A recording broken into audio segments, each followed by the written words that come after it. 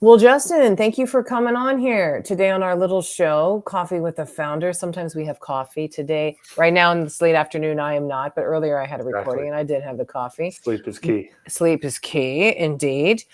Where are you calling in from, though, right now, or calling in, chatting in? Yeah, I'm in our office in San Francisco. You get this Up little in the Golden Bay? Gate Bridge picture in the background. Nice.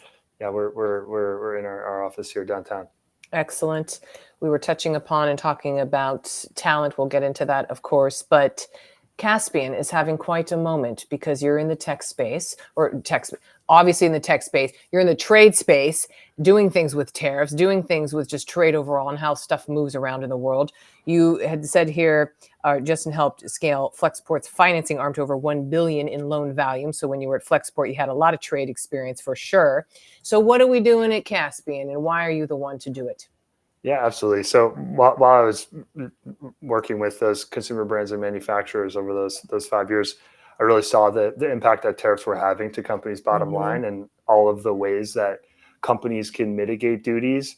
It didn't seem like there was really any purpose-built software or tech native service providers that were in that space, and it seemed like a big opportunity to me. So yeah, we started Caspian about 2 years ago now to help brands and manufacturers reclaim what's theirs, their time, their money, Mm.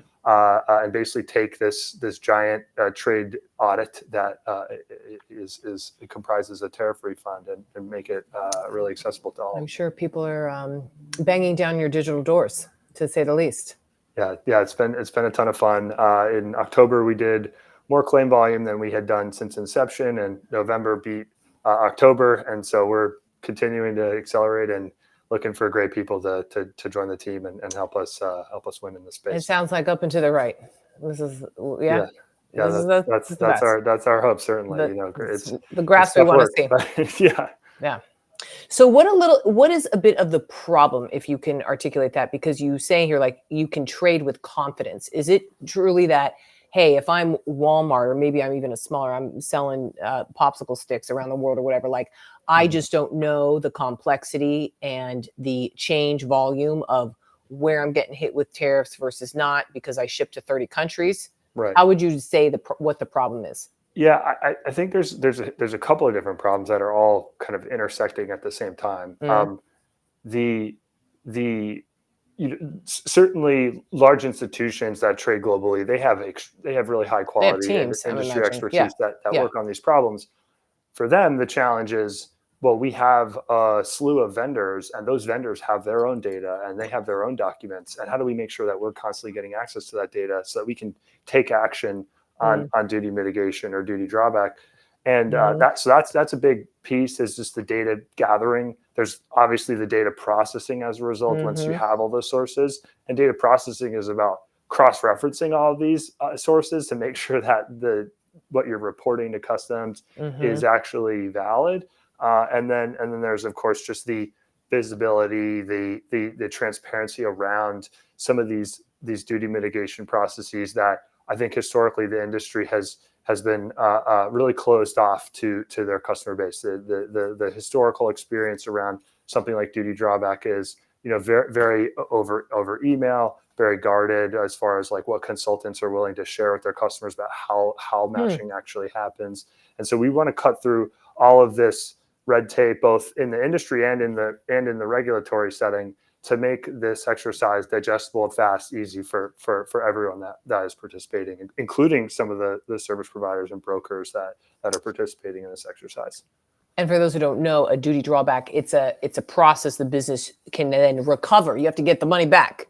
Duties, taxes, all the Correct. fees that you may have paid on the imported goods, that are maybe later like exported, you destroy them, you do something with them, but you actually have to like claw the money back, That's right. And basically. the process of it sounds fairly simple, and we're Oh, I'm certainly sure it's making it not. as simple as Yeah, yeah, possible. yeah, But yeah. there are dozens of different claim types and matching Yeah. logic that our system needs to account for. There's also just the way each tariff type. There's different types of tariffs. Each tariff type has a different type of eligibility for a drawback or for other duty mitigation efforts. There's time frames in which you need to file claims in order for the opportunity to capture the opportunity before it expires. There's a ton of complexity here, and as we've dug deeper into the space, the more we learn how what some of these playbooks are that some of these larger enterprises have used, and how can we roll these out to more businesses. Well, and according to your website, you do it 3x faster. Yeah, I mean, I like to say sometimes that we cut 90% of the work out of the process. So we can automation, cut time to value. There's different ways to look at it, but we can cut time to value down by 70 to 90%. And that's really been, I think we have customers in some of our case studies that are on our website that are saying, hey, like this took me a day or 2 days. And historically the experience is months of back and forth in emails with teams, and so making it so that our customers are excited to talk about how easy this is something that like that's success defined for us. If you look at this space, it's very hard to find case studies. Most companies don't want to talk about how they're approaching this topic. They're fearful of the regulator. They're unsure if their vendors are doing the work correctly, and they just don't even like. Case studies are a very common thing in software. They're not common in this world, and I think we want to be a leader in showing, hey, look, this is how it's done.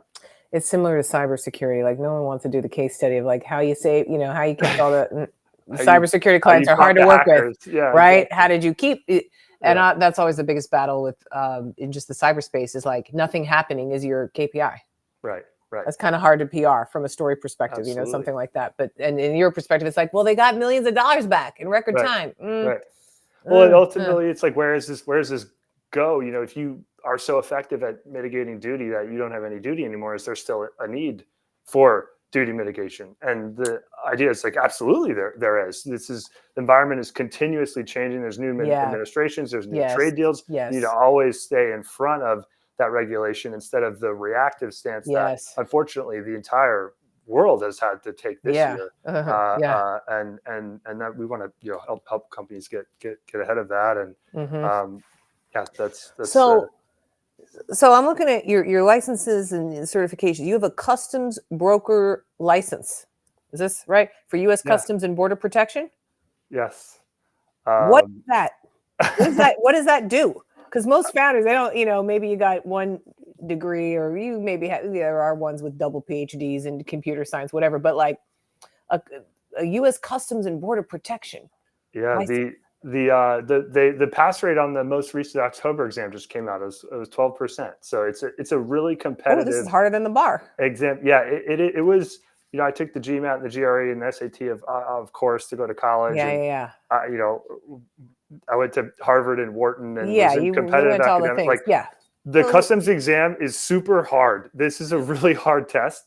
But you put your score down. It's 56 out of 60. Yeah, well, I was pretty good. We needed this. This was critical. Like there was a whole month where nothing happened at Caspian except for studying for the customs exam. What is it? What is it? Is it like a law degree equivalent of like understanding customs? Yeah, it's very similar. There was a great Wall Street Journal article recently about the exam actually. You have to know where in the code to look up regulations. That's really what it's testing. It's not testing how much you have memorized. It's testing how you're able to use the laws. Yeah. So it's very similar to legal. I think customs in general as an industry is kind of this industry it's part of logistics, it's part of supply chain, but it's really a fintech and legal tech opportunity that we pursue and a value that we provide. Because it is this financial services, legal services diligence work, like negotiating multi-100-page financing documents for Flexport Capital is great preparation for reading some of the regs in this space and the except if clauses where there's sometimes 3-4 double negatives, so you have to try and understand what the rule says. And that's been. The nice thing is like we don't do all of customs. We're not an import broker. We don't file entries for cargo coming into the United States.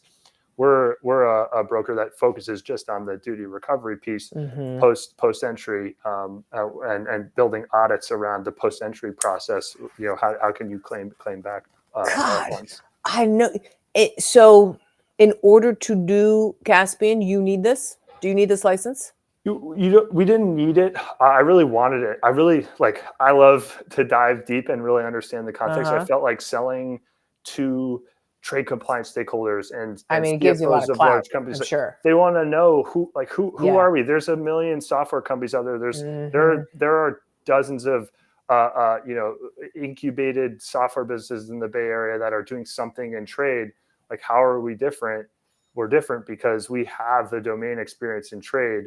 We're using that to build the best technology, but we also are a service provider as well. So we're not just selling somebody a piece of software that they have to use to do their job and it makes them slightly more productive. We actually do the whole thing for companies and actually deliver the value on a fully kind of outsourced basis, which I think is part of the excitement of AI right now, is that idea. But also, I think being a customs broker, we're able to deliver that value prop in a way that if we were just a software vendor, we wouldn't be able to. Okay, first time I've seen a customs broker license on this show. So congrats to you. Thank you. It's one of those degrees I never expected to have, right? And now I do, and I'll keep it for the rest of my career, I'm sure. How often do you have to renew it? 3 years. Every 3 years. Okay. Yeah, I don't have to take the test again. But you gotta Okay. Okay. We talked a little bit about this before you hopped on like what's your hack, but I like to reframe it as kind of like, what's your unlock? So what's an unlock you've had, Justin, maybe this year, whether it's in like business, it could be personal, like just how you be a better founder, whatever. Yeah. So I think probably the biggest unlock that we've had, it was something that I actually resisted initially. I read about it and I thought it was interesting, but I sort of felt like it was kind of a cop out, and then I really embraced it. And I've written about it on my LinkedIn. I've had some posts about it, but we have this concept at Caspian called one big thing. And the idea is that in order to achieve exponential growth in the short term, in a short time period, is actually just like looks very linear. It's very incremental. Each day you take a step forward in some way. And so one big thing is all about doing one high leverage activity every day, using most of your focus time, most of your core work energy of the day on something that's going to help build leverage into the business. And the skill of actually identifying what is the one big thing, like what is the most important thing to do, making sure that thing gets done.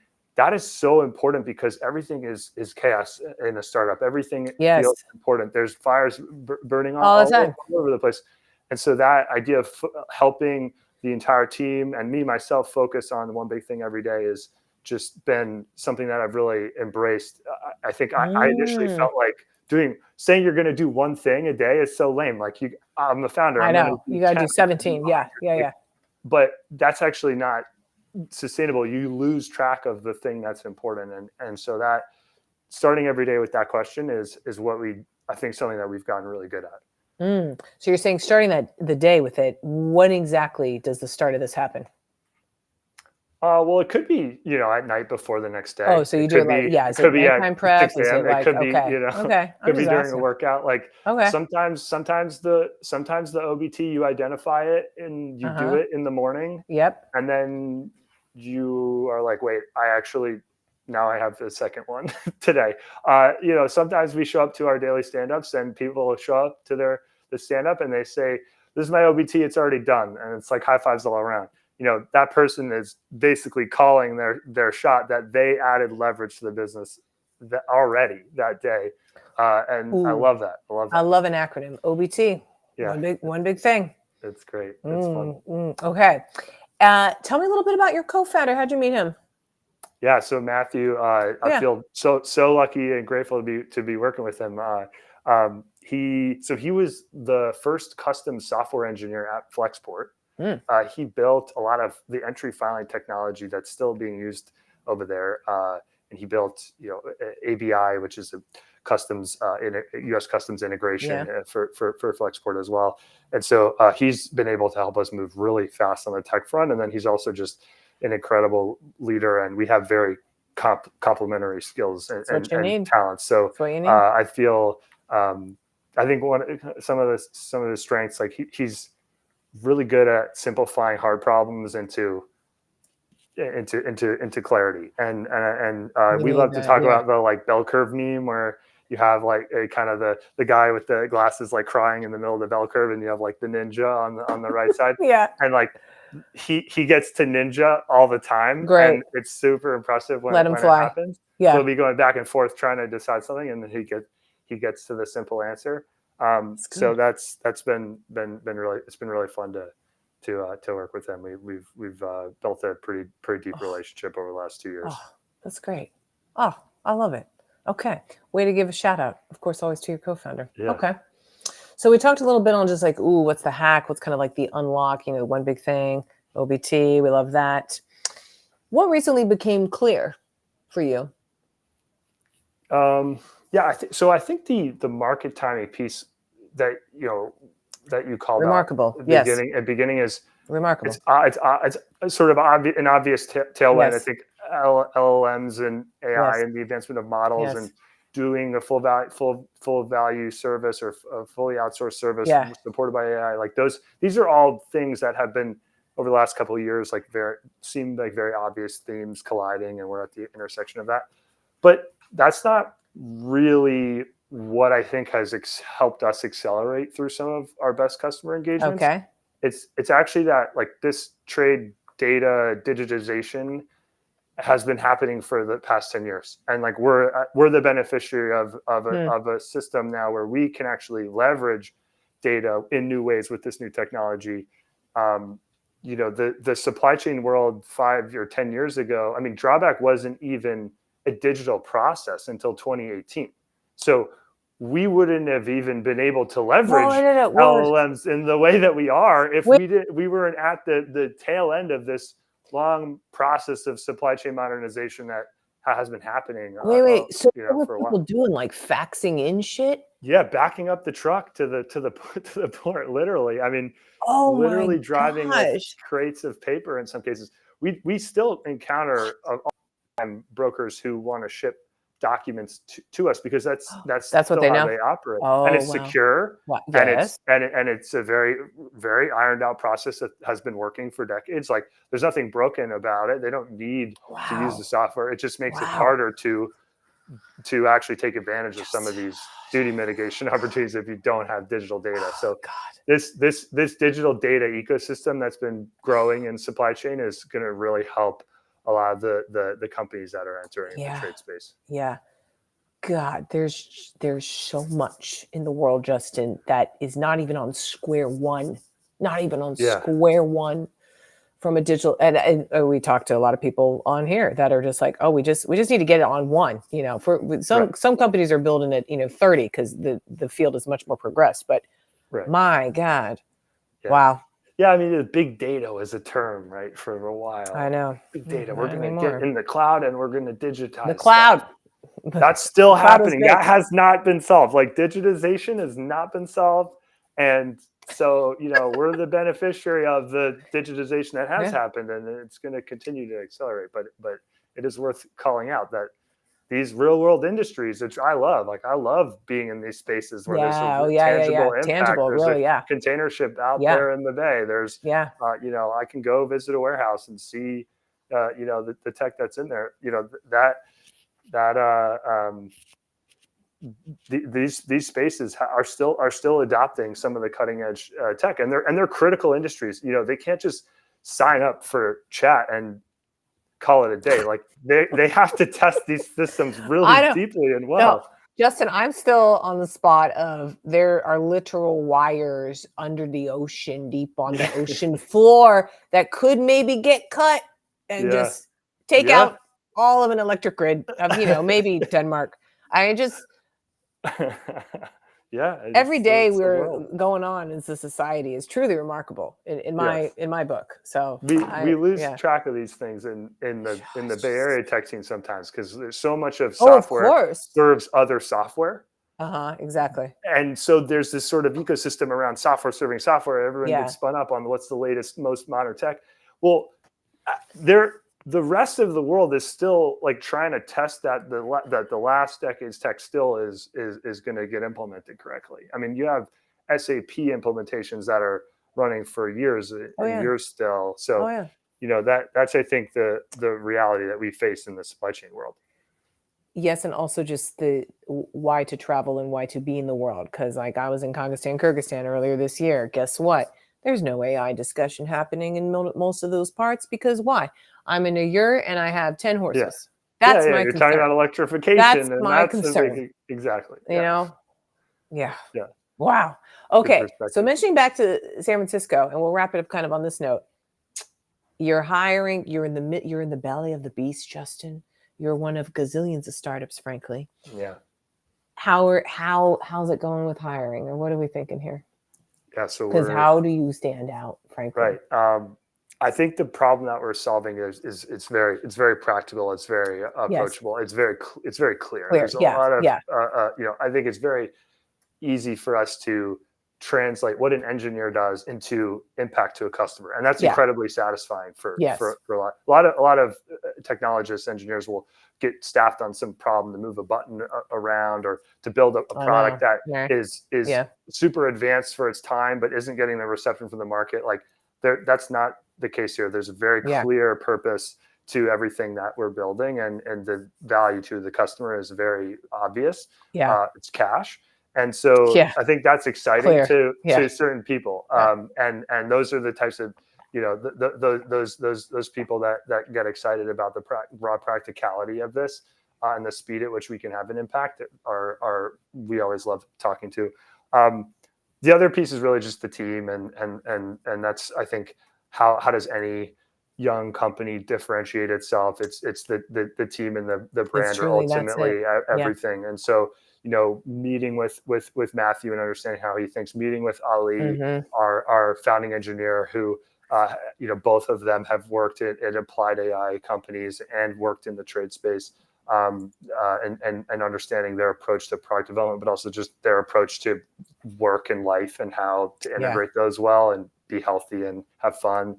Like that's, I think, a big difference. We're not 996ing here. Like we're building a sustainable business that delivers real value to customers. And there are like we work super hard, but we're not obsessed with talking about the hustle. We're obsessed with talking about the customer wins. The Bill Walsh I have on my desk, the score takes care of itself. Like it's all about the team. And if the team is in the right place, we'll win. And so I think there is a certain level of mature, experienced engineer who's maybe been burned by a startup or two in the past and has some big tech experience. So they see what stuff looks like upper enterprise. They understand the customer demands, or how to think through data modeling in a new domain. But they're really just excited to get their hands dirty and work directly with customers. Some people use the term forward deployed engineer, and I think like the whole team is forward deployed all the time. Like everyone's forward deployed. So the business people, the sales people, the account managers, the operations, like we're all in it. So anyone who's excited about working in a team like that is the type of people that we'd love to meet. Okay. Ooh, the score takes care of itself. Yes, Justin, when you got the right team on the court. That's right. I like it. I like court. Wait, who was it? Baseball? No, basketball. Football. Oh, it's football. Okay, on the field then. 49ers. There you go. Yeah. Oh, nice. I love a good sports quote. Excellent. Justin, thank you for being on today on our little pod. It's so fun. Yeah, thank you for having me. Yes, Justin Sherlock, co-founder and CEO of Caspian. If you want to be solving tariffs and trade and all the problems that it's still in, because a lot of it's analog still, this is where you should go. And maybe try to get a customs border license. Yeah.